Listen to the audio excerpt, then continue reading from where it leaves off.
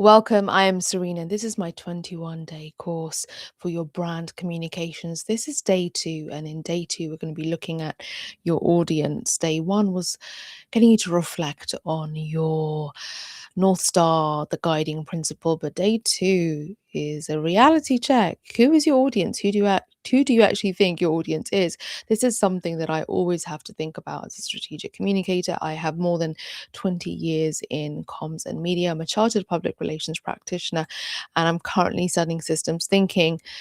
As at postgrad level, I'm in my last year doing my dissertation, and I swear it has leveled up my critical thinking, my reflexivity, all of it in such a strong way. And that's a large reason why I'm here sharing nuggets for you. Some of your students, some of you are building brands, some of you are really interested in communications for your brands, and also sort of this sort of content, digital content creator space. So you are most welcome here, and subscribe if you haven't already. So let's get into day 2. Day 2, you have got to do this reality check on your audience, because a lot of the time that we are communicating in a digital way, especially on the internet, we are doing it in this sort of idealistic hope of who we're reaching, and sometimes it doesn't line up with who we're actually reaching. So there's going to be lots of prompts. Feel free to pause and jot down some notes when you're ready. So let's get to it. So you think you know your audience. You've perhaps built personas. Personas are like these avatars, these descriptions of who your key audience demographics are. Perhaps you've done some research. Perhaps you've even crafted messages. I'm a fan of that. Lots of preparation, especially with reputation management. And I have playlists dedicated to just that kind of thing. But there's a gap between who you think is listening and who who actually is. And the gap is why your communications, perhaps, it's not landing. So today we're going to audit the reality versus the assumption, which is I love. Check your assumptions. So most brands build communications for imaginary people, unfortunately. And there are common disconnects. So let's look at these disconnects. The first one is a demographic assumption. I've had to learn this for my media and politics commentary channel, actually. And then, before I knew it, I was uh, attracting a large American sort of audience who are interested in American politics. And I was like, okay, let's pivot. But yeah, you've got to look at your demographic assumptions. Who do you think your audience is versus the platform data reality? For example, you're assuming you have a young audience, but actually the data is showing otherwise. Young, define it however you wish. But there's certain things like age, location, even device usage. All are assumptions that you need to test. Second disconnect is called this psychological fantasy, psychographic fantasy, the aspirational audience versus your actual audience. There's no judgment here, by the way. So you're creating content for who you want to reach, but your actual audience has different values. They have different pain points and motivations. So you don't want a mismatch between your intended and then actual audience psychology. That would be the worst. The worst. Third disconnect is engagement patterns. What you think they care about versus what they actually engage with. So your best content to you versus their best content, as in what they have sort of gotten the most value out of. For instance, I'm doing this 21-day course, and it might be that my most valuable content is the playlist on risk reputation risk readiness and reputation design, which is my zone 3 of my 7 strategic zones. Or perhaps it's zone 7 on reflexive thinking and the bricklayer mindset. Again, when you're in this sort of digital comms space for your brand, you've got to just try things out, but don't sort of, in a very precious way, hold to a pattern. You've got to shift with a pattern. The third disconnect is engagement patterns. What you think they care about versus what they actually engage with. Again, that we had the demographic assumption, then you had the psychographic fantasy, okay, who your actual audience is, and then there was the engagement pattern. All right. So the echo chamber effect, let's talk about the echo chamber effect. You create for an assumed audience, but the assumed audience doesn't engage much. The actual audience engages differently than I expected. You misread their engagement as disinterest, and you double down on the wrong assumptions, and then the cycle continues. The worst. The worst. There's the aspiration trap. You want a sophisticated audience, so you create sophisticated content. But your actual audience needs fundamentals. They leave because you're not meeting them where they are, and you interpret this as the wrong audience. Reality is, you've got the wrong communication strategy. Then there's the algorithm reveal. Platforms show you who's actually engaging. All the metrics and the analytics will tell you that. Um, but it's not who you are necessarily tagging on social media or whom you are targeting. And the algorithm finds you a real audience, and your job is therefore to accept the data or you adjust your strategy.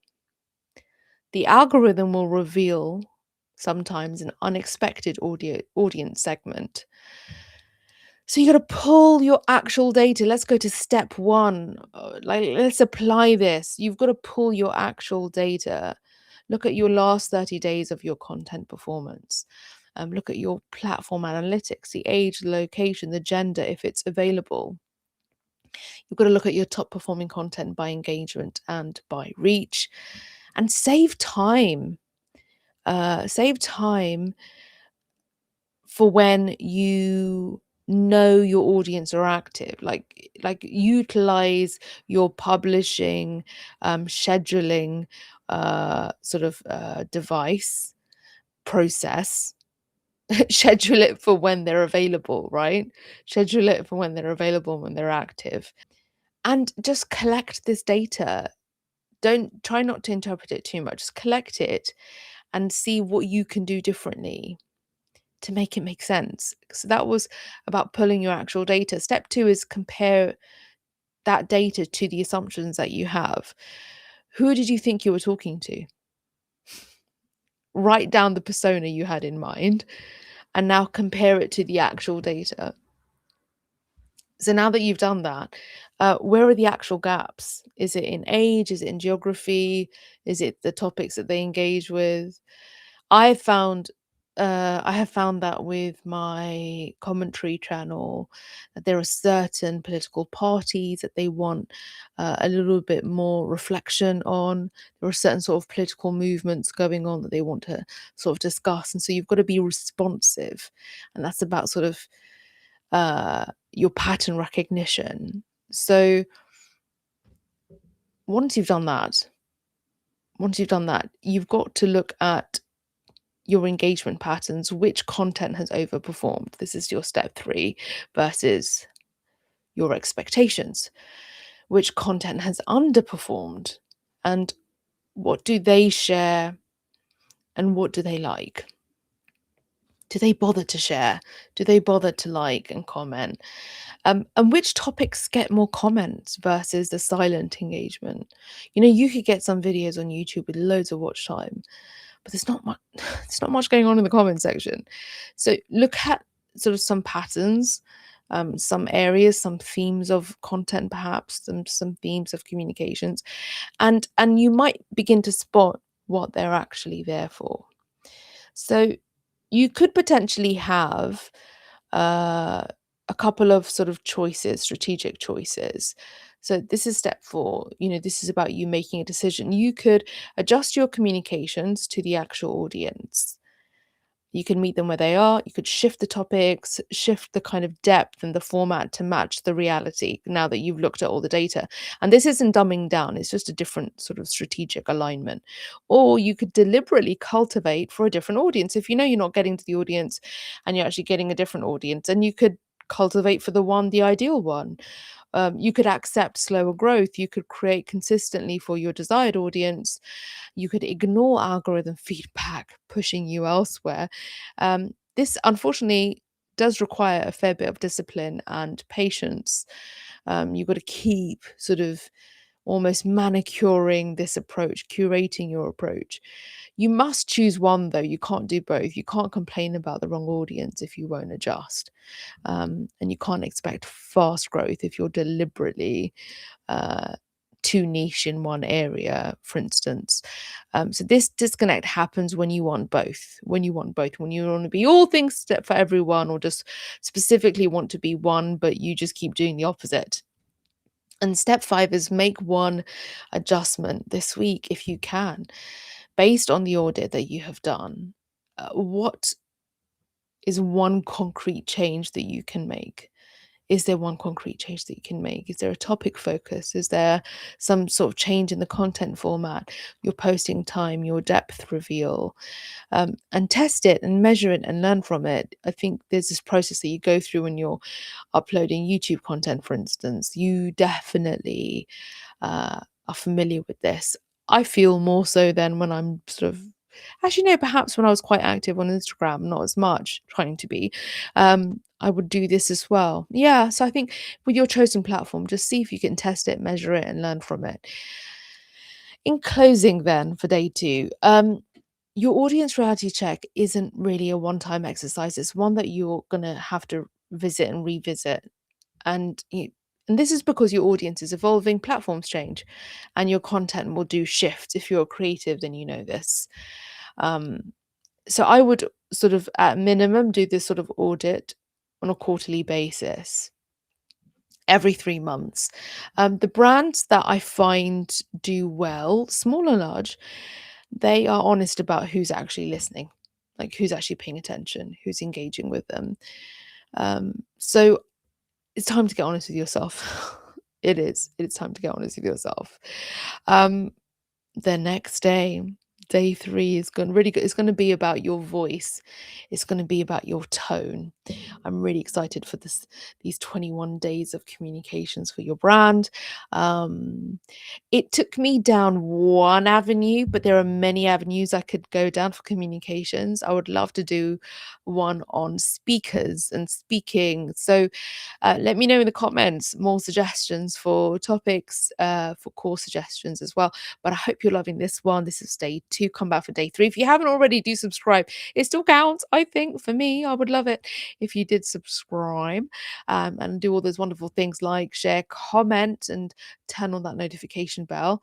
And get in touch. You can search for Serena's Playbook on Discord. You can jump here in the comment section. And of course, find me on my other channels. And I'll see you for day 3.